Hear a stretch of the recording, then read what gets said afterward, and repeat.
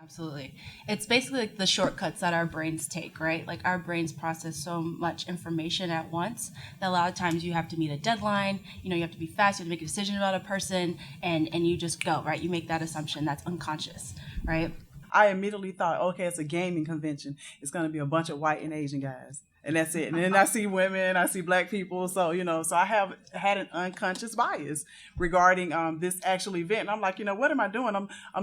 I'm thinking the way that I'm trying to get other people not to think. When you think of, computer scientists, for example, or engineers, you see that stereotypical white male image or Asian male image, and you're not seeing, blacks and Latinos and girls doing these things. And so girls are seeing that and they're shying away from it because they don't feel like it's for them.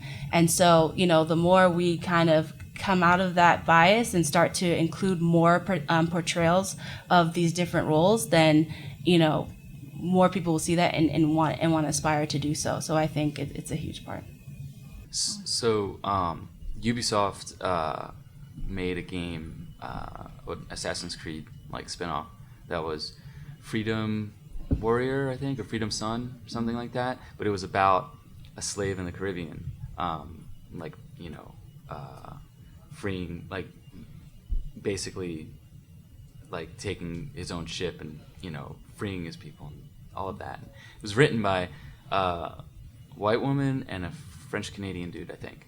And I'm sure, and also they Ubisoft is actually one of the better companies when it comes to those types of things. They do their research. They do hire consultants for like the Native American depictions, stuff like that, and like they're actually pretty thorough when it comes to it. I'm sure that there's a lot of problems in the game. Like there is probably issues that come up. I still think that it's better that they made that game than not. So I'll take that any day. Write a script as if you would write it for anyone, and then change it, right? Make the person black, make the person Latino, make the person a woman, right? Is there a reason why it has to be a man, right? And if it is a man, that's fine, right? But you want to have the reason why. You want to go through that perspective taking exercises and really coming to the conclusion of why you decided to make the decisions that you made. So we have to constantly take these shortcuts, and we have different kinds of biases, social biases, like me biases, memory recency biases, probability biases, decision-making biases, etc. Like all different kinds we'll probably jump into a little bit later, but that's where it comes from, right? We're all descendants of those who are paranoid and trying to survive. And so, our brain processes about 11 million bits of information. That's how much our brain's getting at any given moment, and we can only consciously process 40 of those bits, right? So black films don't do well abroad. So that's been said over and over and over again.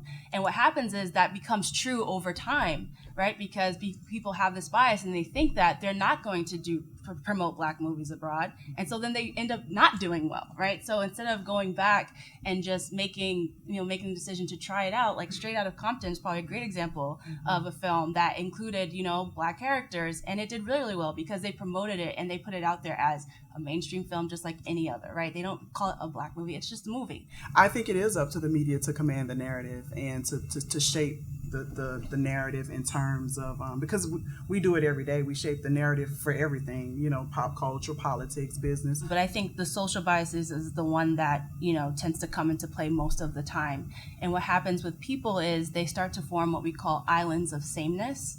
And I have a diagram that it's not here, but it's basically a lot of red dots and a lot of blue dots, and they're all kind of interspersed. And then what you start to see is like the red dots start to form, the blue start to form, they start making these chunks. And what happens is people are starting to reaffirm their biases, and they're starting to become a part of this larger group think, right? And so everyone's biased together, and they're reconfirming each other and saying, yeah, we're right, we're going to be biased together. You're like me, you think like me, this is right. And what happens is you want to start to break out of, break those groups apart. And it's hard to do, right? Because we get comfortable, we get complacent in that, and it's good. But what you want to do is start to think differently and start to, interact with others and start to create this, what we call creative abrasion, where people start to clash. And that's a good thing because you want to hear diverse opinions and you want to hear different people's perspectives because everyone comes from different walks of life.